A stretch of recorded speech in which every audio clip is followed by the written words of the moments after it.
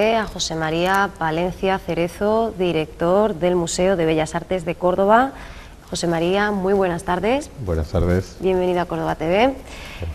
José María, vamos a conocer un poquito a grandes trazos, ¿verdad? Porque sería imposible, su currículum es ya dilatado, intenso. Es licenciado en Historia del Arte por la Universidad de Granada, ha sido vocal de la Comisión de Patrimonio Histórico y desde el año 90 conservador e investigador, perteneciente, es decir, asesor técnico a este museo, al Museo de Bellas Artes.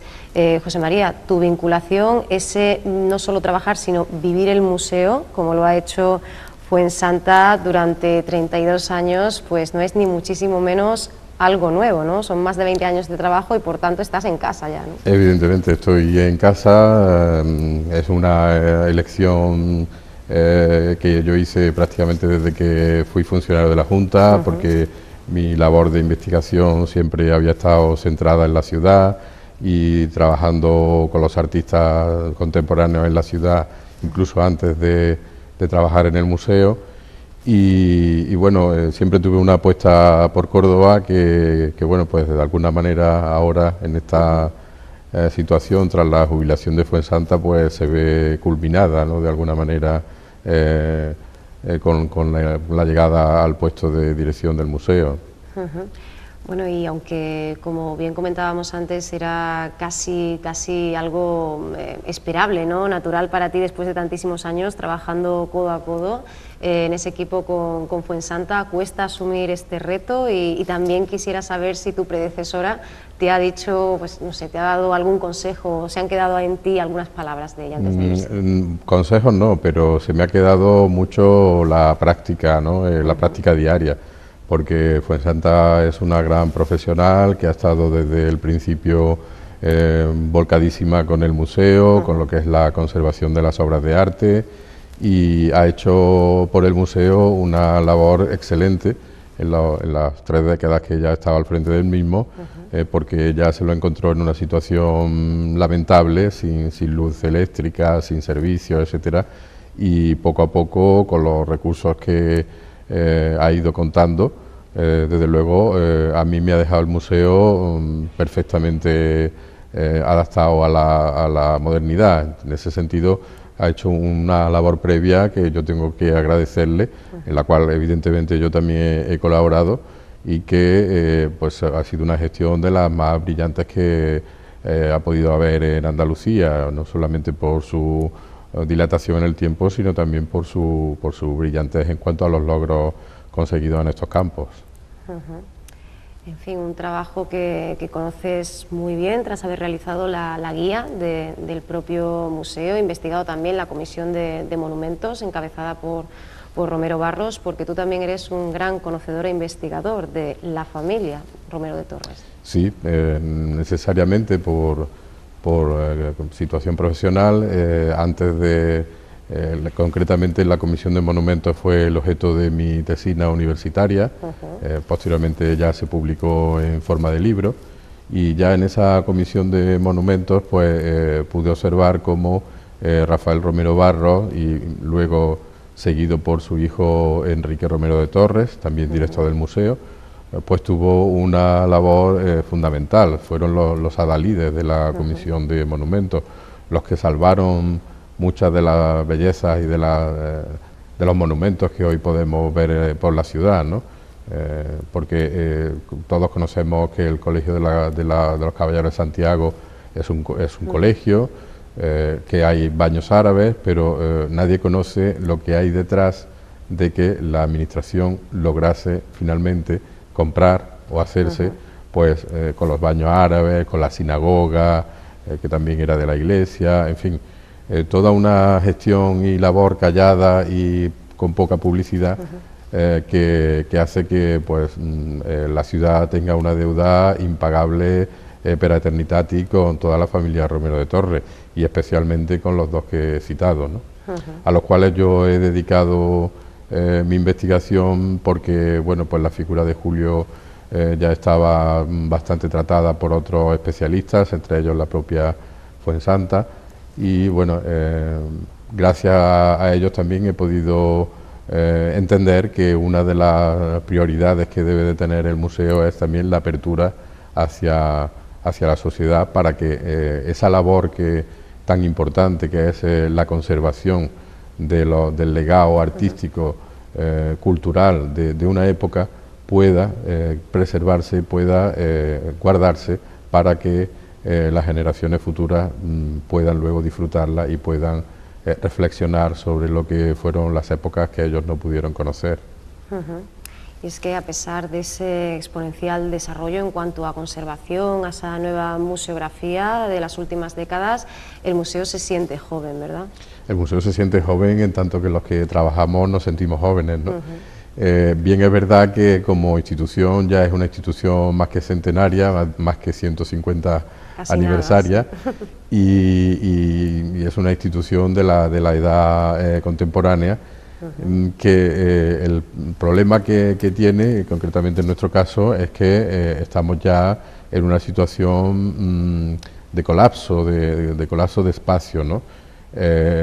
Yo siempre digo que la actitud de los representantes políticos cuando designaron el lugar del Hospital de la Caridad en la Plaza del Potro para destinar allí todo lo que era la actividad cultural de entonces, porque no solamente fue el museo, los dos museos, el arqueológico y el de Bellas Artes, sino también la Real Academia, la Escuela Provincial de Bellas Artes, pues fue una elección probablemente adecuada para el momento, pero un tanto cicatera, en el sentido de que el espacio pues no era el suficiente para esto, porque era poco más que tres pequeñas crujías de espacio donde se tenían que desarrollar todas las labores, ¿no? Poco a poco el museo ha ido creciendo, pero desde el año 1950, en que podemos fechar la última ampliación para hacer la sala Mateo Inurria, el pequeño museo que se le dedica al gran escultor cordobés Mateo Inurria, no ha vuelto a poder crecer, no ha vuelto a poder ampliar espacios. Esto por un lado, y por otro hay que sumarle la cuestión de que una museología moderna, una museografía actual, necesita de unos medios, de unos auxiliares, que evidentemente están necesitados de unos espacios que le proporcionen pues la posibilidad de almacenar, de guardar todo lo que luego, toda la tecnología que luego hay que poner al servicio de esa nueva museografía. No solamente eso, sino que espacios como la biblioteca, etcétera, pues estamos ya físicamente incapaces de poder seguir para adelante. Y la pena es que, o el problema es que vamos a tener que seguir unos cuantos años más con esta situación. Y eso que los primeros informes remitidos al Ministerio pues son de los años 95, 96. Sí que es cierto también que desde entonces esa larga y ardiente espera y paciencia, podríamos decir, ha ido en paralelo al avance, ¿no? Ha continuado esa investigación, ese profundizar en esa nueva óptica museológica, y efectivamente desde el verano de 2011 está sobre la mesa, entregado a la Administración, que se ha comprometido a financiarlo.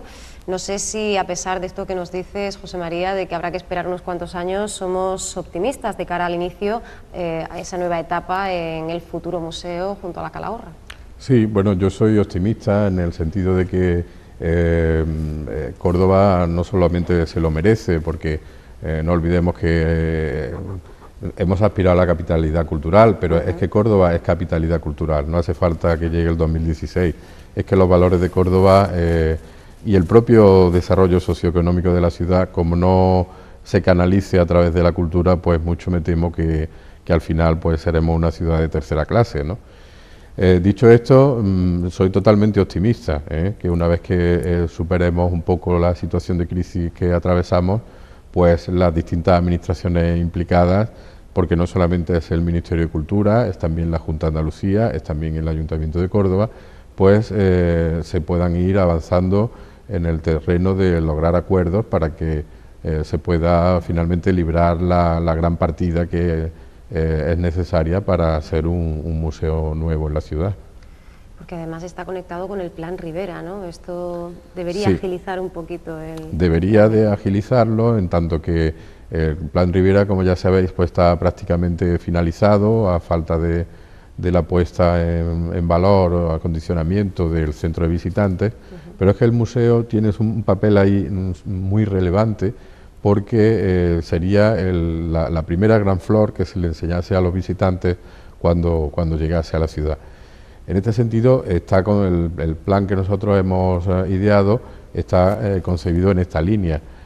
No solamente explicar lo que es la pintura y la escultura cordobesa, sino explicar lo que Córdoba puede ofrecer, y que antes de llegar al centro de visitantes, el turista, o el turista cultural y también el no cultural, tengan una visión de lo que Córdoba puede ofrecerle, y con el desarrollo cultural de Córdoba desde la Edad Media hasta el momento presente. Porque no debemos olvidar que en el momento presente también se está haciendo arte, y también Córdoba ha tenido artistas muy importantes, como, bueno, no hace falta que citemos a personas, ¿no?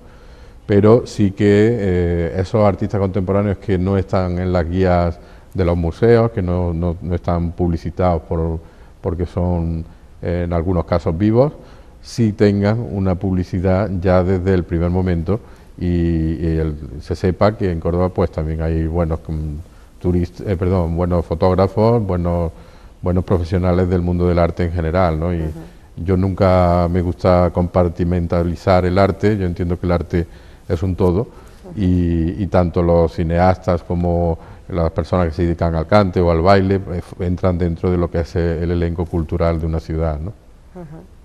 La mejor bienvenida posible, desde luego, sin ninguna duda, para las personas que visiten la ciudad de Córdoba. Hablando de esos proyectos futuros, también he entregado ya ese plan museológico que incorpora la Casa de los Romero de Torres a la visita del museo. Hay que decir que desde el año 91, tras la compra por parte de la Junta de Andalucía de los bienes de la familia, la ciudad espera la rehabilitación de la casa. José María, ¿en qué se ha avanzado a este respecto?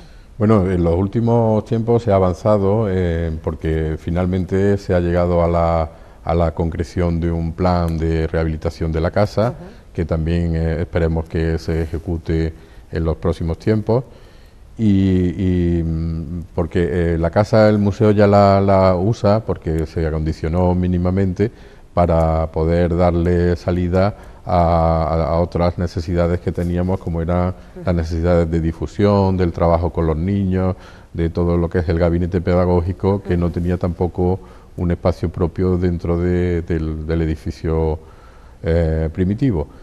Dentro de esta primera fase, yo quiero avanzar en una segunda fase, que puede ser una fase intermedia, donde se pueda rehabilitar lo más importante que tiene la casa, y de cara a que una vez que salga el museo pueda hacerse ya la reestructuración definitiva, la gran obra que deje al Hospital de la Caridad como sede exclusiva de la familia Romero de Torres, porque Córdoba se lo merece, porque aquella fue la casa de la familia, y porque hay suficientes bienes, suficientes obras de arte como para que aquello pueda funcionar autónomamente.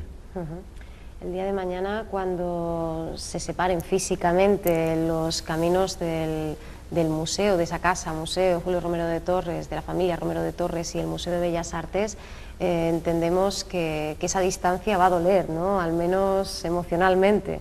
Siempre se han beneficiado mucho la una a la otra. ¿Crees que puede de alguna manera repercutir negativamente, aunque sea al principio, la ausencia de una o de la otra? Bueno, al principio probablemente sí, ¿no? Porque es obvio, no debe olvidarse que hay una sinergia entre el Museo Julio Romero y el Museo de Bellas Artes, ¿no? Siempre se dice, los turistas suelen venir a ver a Julio Romero por el mito, ¿no? Por el mito del pintor, de la mujer morena, de la mujer cordobesa, y porque es el artista más conocido de su momento en España. De esa sinergia nosotros nos beneficiamos, puesto que entran a la misma casa. Pero si finalmente, con el paso del tiempo, se va avanzando y el museo poco a poco va incorporando otros periodos, pues qué duda cabe que hará falta separarse definitivamente, porque si no sería imposible permanecer en el tiempo, ¿no? el viejo museo de las desamortizaciones eclesiásticas hubo un momento en que tuvo que abrirse y tuvo que ceder paso a la actividad contemporánea, que fue ni más ni menos lo que hizo Enrique Romero de Torres a principios del siglo XX, abrirse a los distintos artistas contemporáneos de su tiempo, que le donaron obras, gracias a lo cual se ampliaron también las colecciones. Y eso es lo que tiene que pasar en los últimos años, que los artistas contemporáneos se impliquen con el museo, que la administración pueda recibir donaciones y en este sentido, y comprar también, pero comprar a menos precio de lo que habría que comprar en el futuro, porque normalmente los precios de un artista son más bajos en vida que post-mortem, y que esta dinámica nos vaya llevando hacia la necesidad del edificio nuevo que esperamos, ¿no? Y con esa filosofía de la que hablábamos cuando nombrábamos a Enrique Romero, pues tenemos que decir que seguiríamos, ¿no?, de cara a esta etapa, decíamos, de continuidad, pero en la que queremos acentuar todavía más, ¿no?, la función social del museo. Sí, yo creo que esto es para mí una cuestión de principio y a la cual nunca renunciaría, ¿no? Porque en definitiva se trata de que esa imagen del museo como casa de las musas, como sitio donde solamente se guardan cuadros y donde uno va una vez si acaso, ¿no? Porque también me consta que hay muchos cordobeses que incluso no conocen dónde están sus símbolos colectivos, que en este caso son los museos, no solo el Bellas Artes, pero los símbolos colectivos de los cordobeses de la modernidad están en el Museo de Bellas Artes. Entonces es una desgracia que los cordobeses no puedan o no conozcan estos símbolos colectivos, ¿no? Y bueno, pues de eso es de lo que se trata, ¿no? De hacer que la ciudadanía, en vez de dar la espalda al museo, pues sienta el museo como suyo, ¿no? Y también los artistas contemporáneos que carecen de una plataforma permanente o constante que de alguna manera pues los promocione y con los cuales ellos también se sientan identificados, ¿no? Cosa que no ocurre en otras ciudades donde sí existe un centro de arte contemporáneo. Vamos a citar por ejemplo el caso de Málaga, que es el más cercano, donde el ayuntamiento ha conseguido hacer un centro de arte contemporáneo, etcétera, etcétera.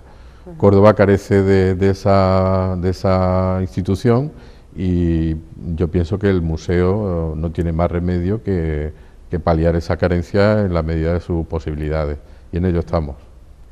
Efectivamente, en ese camino de paliar, de cubrir este hueco, este vacío, sustituimos la sección y la cita del Museo de Bellas Artes con más continuidad de todas, más de una década, con esa obra del mes, la cambiamos por el artista presenta su obra. Queremos que haya además más interacción y más conexión, ¿verdad?, entre el visitante y el autor de las obras. Efectivamente, sí. Vamos a tener también paralela a esta sección la actividad de la obra invitada, que de alguna manera, aunque no se haga una explicación pública con cita a la gente o a los amigos y demás, pero sí que se van a poder ver con frecuencia piezas que nos van a prestar coleccionistas particulares para que se exhiban también en el museo. Creo que esta actividad de alguna manera palía la otra, sustituye a la otra sin que sea totalmente una brecha, y también sirve para que los coleccionistas, a los cuales también hay que agradecerle el que coleccionen, el que de alguna manera sean los que están preservando el patrimonio de las generaciones futuras, aunque sea de una manera particular, pues también se identifiquen con el museo y tengamos la posibilidad de ver verdaderos tesoros, verdaderas piezas que están en las casas particulares y que no tenemos, el ciudadano medio no tiene posibilidad de verlas de manera frecuente, ¿no? Ya sabes que tenemos ahora mismo una obra de Antonio del Castillo que apareció inédita, que apareció recientemente en una colección particular de la ciudad, y poco a poco pues iremos incorporando otras. Ya tengo también apalabrado el préstamo de una Magdalena penitente excelente, también de otra colección particular, que podremos verla próximamente, antes o después del verano, un poco en función de cómo vayamos gestionando los depósitos. A pesar de llevar un mes de trabajo con esta nueva responsabilidad, desde luego se ha aprovechado, ¿no? Está prácticamente programada, ¿no? Sí, porque el museo es una institución viva y está recibiendo constantemente ofertas y no solamente de exposiciones propias, sino incluso de préstamos, de obras, que es una labor que muchas veces no se ve de cara al público, pero nosotros estamos constantemente trabajando, ¿no? Y aunque ha caído mucho, por ejemplo, lo que es la cesión a préstamos a exposiciones fuera por la crisis, pero tenemos ya 3 o 4 también. Vamos a prestar obra al Patronato de la Alhambra para una exposición de Juan Cristóbal, vamos a prestar para el Museo Carmen Thyssen de Málaga, obras de Julio Romero de Torres, vamos a prestar para Bilbao también. Es decir, que esta labor no decae, ¿no? Y en ese sentido tenemos muchísimos proyectos, vamos, puedo decir que tenemos prácticamente la programación cerrada hasta mediados del año que viene, con los pocos medios de que disponemos, ¿no? Y en las condiciones en las que trabajamos. Pero ilusión no nos falta y evidentemente tendremos que desarrollarla, ¿no? Hablábamos de la importancia de ese contacto directo entre el artista y la persona que se acerca a estos nobles muros, a este Museo de Bellas Artes, los artistas además que estarán ahí físicamente, ¿verdad? Como hemos comentado antes, ya tenemos programados pues a nombres como Rita Rutkowski, Juan Serrano, Jacinto Lara, Juan Hidalgo, en fin, muchísimos autores a los que habría que añadir a los artistas locales, ¿no? Que también van a ser... Todos son locales. Digo, que quiero decir, a ese artista local al mes, ¿no? Que lo vamos a organizar de manera que cada miércoles, o sea, el tercer miércoles de cada mes, ¿verdad? Vamos a tener, y creo que abre el ciclo Juan Ramón Barbancho, ¿no? Ya lo abrió. O ha abierto el ciclo, perdón, lo ha Juan Ramón abierto Barbancho, porque nos coincidió prácticamente con el Día de Andalucía.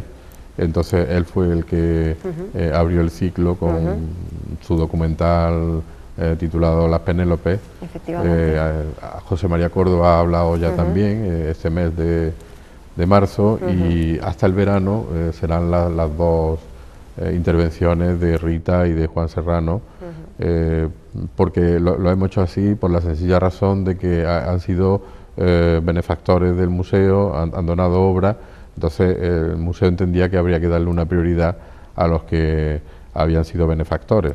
Una vez que acabemos el ciclo de los benefactores, pues trataremos de atraernos también a los que hasta ahora no lo han sido, pero que queremos que finalmente lo sean.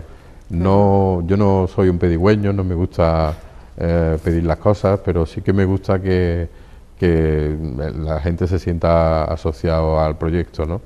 Entonces, en función de cómo vaya la continuidad del ciclo, mi pretensión es que a lo largo de una década pues pueda pasar todos los artistas cordobeses tengan el museo como tribuna para poder presentar sus obras.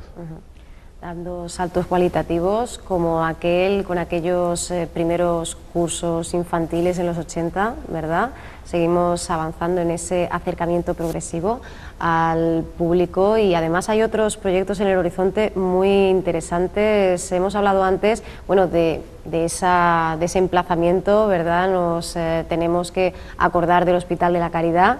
Y de hecho creo que coincidiendo con un acto conmemorativo de la propia Hermandad de la Caridad, se va a organizar o se ha organizado, ¿no? Algún tipo de muestra. Se está organizando, para después del verano, el mes de octubre, una de las exposiciones que tenemos en cartera es precisamente con motivo del 75 aniversario de la refundación de la Hermandad de la Caridad.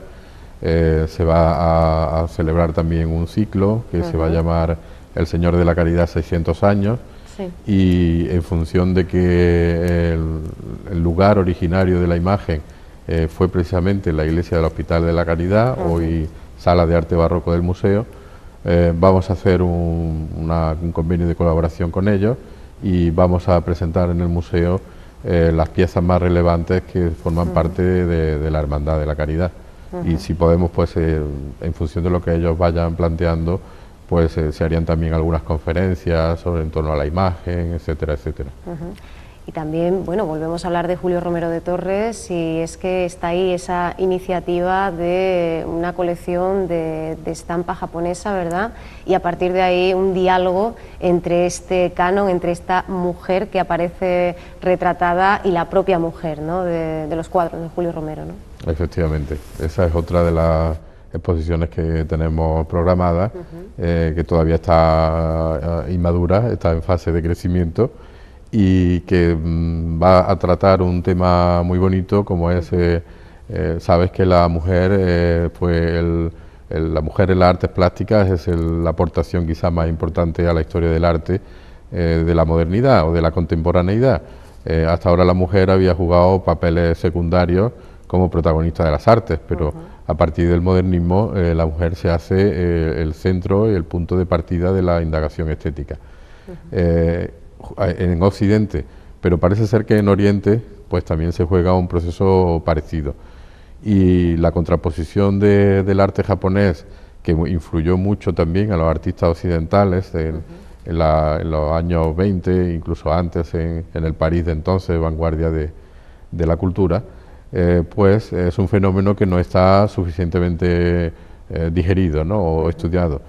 Entonces, el contraponer la mujer japonesa a la mujer de Julio Romero y ver cómo se desarrolla ese proceso a nivel cultural, intelectual y simbólico es una de las exposiciones que creo que pueden ser muy importantes para la ciudad, y que espero que no solamente los organismos que están ahora semi-implicados, que somos la universidad y el museo, podamos tirar para adelante, sino que se nos unan posteriormente algún otro y podamos hacer incluso algún congreso en torno a este tema que pueda ser una aportación importante para esta temática, ¿no? José María, está claro que en los últimos años la presencia internacional del museo, más allá de nuestras fronteras, pues se ha ido haciendo patente, ha estado presente en lugares como Italia, Francia, Alemania, México, Rusia. Sin embargo, te pregunto, José María, ¿crees que goza este museo de la repercusión, del reconocimiento, del respaldo en general por parte de la comunidad? Yo pienso que sí, absolutamente. O sea, yo creo que el Museo de Bellas Artes de Córdoba es uno de los museos más respetados que existen en España y fuera de España, por muchas razones. Por ejemplo, en el campo del dibujo, que es el que Fuensanta ha trabajado más dentro de lo que son las colecciones del museo, pues no solamente porque tenemos una de las colecciones más relevantes del mundo, diría yo, en el campo de los dibujos, sino porque además se ha tratado con una exquisitez profesional fuera de toda regla, y por ejemplo el sistema que tiene el Museo de Bellas Artes de la gestión de los dibujos, del montaje de los dibujos y del tratamiento expositivo de los mismos es pionero, y en España no lo tiene nadie, podríamos decir, ¿no? En este sentido, el mejor testimonio de esto es que siempre nos piden dibujos de cualquier sitio, ¿no? Y dibujos y pintura, es decir, que siempre que se plantea alguna gran exposición de índole internacional, al museo le preguntan si tiene algo que aportar, y hay veces que tenemos algo que aportar y veces que no, pero hasta ahora nadie ha desdeñado del museo porque no trabaje profesionalmente bien o porque no tenga... El Museo de Córdoba es muy rico, tiene cosas pequeñas, pero tiene un poco de todo. Entonces, esto nos hace, es un poco como el carácter de la ciudad, lo que nos hace más ricos, ¿no? Porque no es que tengamos un gran capital, pero sí tenemos para poder abastecer las distintas épocas y los distintos periodos. Entonces, siempre nos están llamando para cositas pequeñas dentro de ámbitos muy grandes, ¿no? E incluso hasta Japón nos han pedido obras, ya ahora que hemos estado hablando de la mujer japonesa, porque precisamente a los japoneses la mujer cordobesa, el carácter de la belleza de la mujer cordobesa es una de las temas que más les gusta, tanto que cuando se planteó la colaboración entre España y Japón, los japoneses quisieron que fuese una exposición de Julio Romero de Torres a Parque España. Es decir, que no eligieron a ningún otro artista ni ninguna otra temática, eligieron a Julio Romero de Torres, con lo cual por algo será, ¿no? y un orgullo además, dicho sea de paso. José María, te agradecemos muchísimo que nos hayas acompañado hoy aquí en este último Córdoba TV hasta después de Semana Santa. Bueno, te deseamos muchísima suerte, que veo que ya está la maquinaria más que en activo, más que en marcha, y por supuesto esperamos verte muy pronto por aquí para seguir hablando de los nuevos proyectos, de todas las, bueno, pues de todos los actos que vayan teniendo lugar alrededor de este Museo de Bellas Artes, como siempre, lleno de vida y cada vez más joven, como decíamos al principio. Bueno, pues por supuesto yo agradezco que me hayáis invitado y quedo a vuestra disposición para cuando queráis algo del museo y por supuesto de colaborar en el futuro siempre que sea posible. Y simplemente acabar con un alegato de atraer llamar a los ciudadanos a que se acerquen al museo, porque seguro que algo nuevo aprenderán.